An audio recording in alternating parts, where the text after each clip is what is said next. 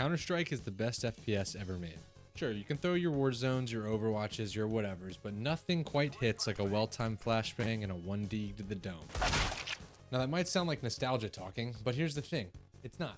Games have evolved, graphics are insane now, movement tech is crazy, but somehow, someway, CS still pulls people back. So I think the real question we need to ask is why? Why hasn't any shooter taken the crown in over 2 decades? Why are millions of people still grinding this game in 2025? And more importantly, why am I still yelling at teenagers like it's a part of my daily routine? Now, I've been playing Counter-Strike for over a decade. From silver moments to clutch rounds, this game has seen me at my absolute best and my absolute worst. And honestly, that probably explains why I can't let go. There's just something different about it than most games, something deeper. So today I'm diving into the absolute madness behind how it all started, why it became a monster, and why even now, when I should definitely be touching grass, I'm still coming back for just one more game. Let's break this down like a poorly timed B-rush. I thought that'd be cooler. Counter-Strike didn't start as a billion-dollar franchise. It started as a mod back in 1999. Two guys took Half-Life, tweaked it a little bit, and created one of the most iconic shooters of all time. It wasn't polished at all. It was clunky, the hitboxes were weird, and the graphics kind of looked like a weird version of Minecraft. But it had something that other games didn't. Pure tension, raw mechanics, and it forced you to think instead of spam. And somewhere in between learning how to crouch spray and getting team flashed every push, people started to realize this game actually had depth. Servers popped up worldwide, mods turned into leagues, and before Valve even had a chance to touch it, the game had already created a culture. A weird, loud, competitive, sometimes toxic culture that stuck. So why do people stay hooked for years? Why hasn't the formula aged out like so many others? Because when Counter-Strike is broken down to its core, it's brutally simple, and that's what makes it so perfect. No abilities, no respawn gimmicks, just aim, movement, and decision making. It strips away everything that doesn't matter, so what's actually left means something. But what's funny is that simplicity, it doesn't make the game easy, it makes it brutally honest. Every mistake is yours, every headshot yours too, and that's why people keep chasing it. The game doesn't just hand out wins, unless you're with a spin botter. The economy system turns every match into a story. You win, you gain money. If you lose, you're broke and scared. But what's great is that even when you do lose, you learn so much. You time your pushes better, you learn better smokes, you pre-aim around corners like your life depends on it, because it does. And then there's the mental aspect. Counter-Strike isn't just aim at the end of the day, it's psychology. You fake a push just to pull a rotate, you walk instead of running so that you confuse your enemies. And it all feels like chess at 300 miles an hour. But here's another part that really separates it. The trust that it puts in the player. There's no participation trophies, no second chances because you're on a kill streak. If you mess up, you're done. Which is exactly why that one clutch, that one round makes it feel like you just won the Olympics. Every second that you're in, you're completely locked in and focused.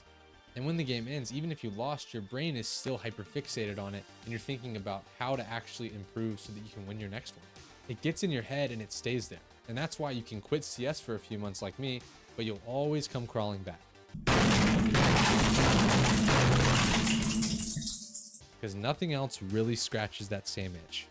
Now, the same thing that makes CS so addicting also makes it unbearable sometimes. For a game with this much legacy, it's kind of funny how often they fumble the bag. Take CS2 for example. We were hyped, it looked beautiful. We all thought, yes, Counter-Strike is finally getting the love that it deserves. But what did we get? Kind of a jumbled mess. No community servers at launch, missing features, and the weird subtick system that still confuses people. And I don't even think I need to talk about hackers. Jesus Christ. I know CSGO is bad, but my God, did they completely drop the ball.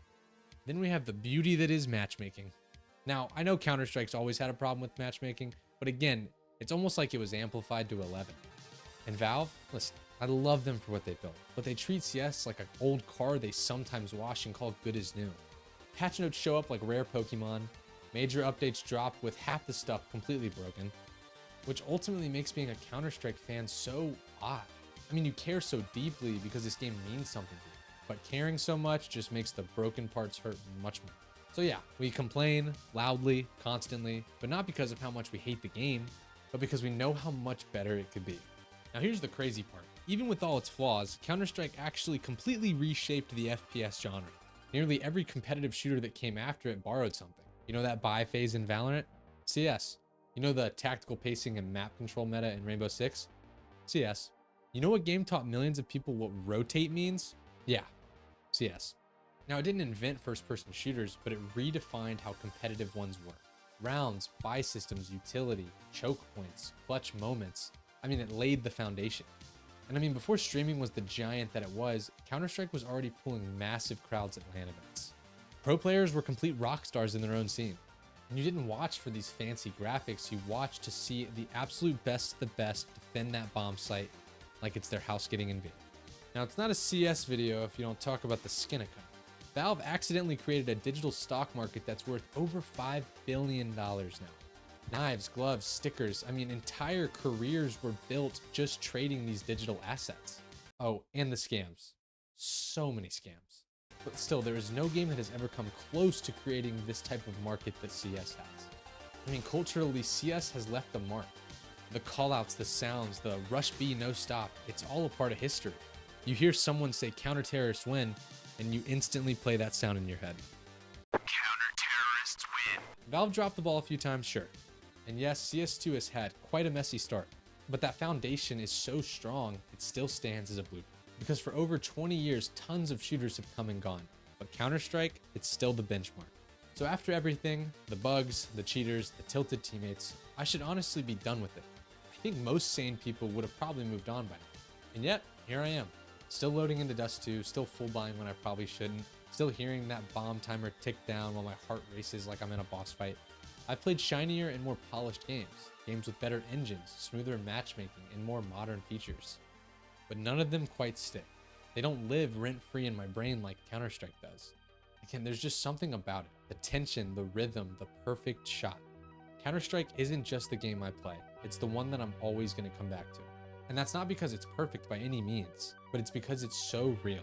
And that feeling you get when you clutch around with 3 HP left and your teammates go bananas on the mic. That is what gaming is all about. So yes, Counter-Strike, it's the best FPS ever made. Is it flawed? For sure. Frustrating? Absolutely. But nothing quite hits the same. Now, if you'll excuse me, I have another premiere match to lose.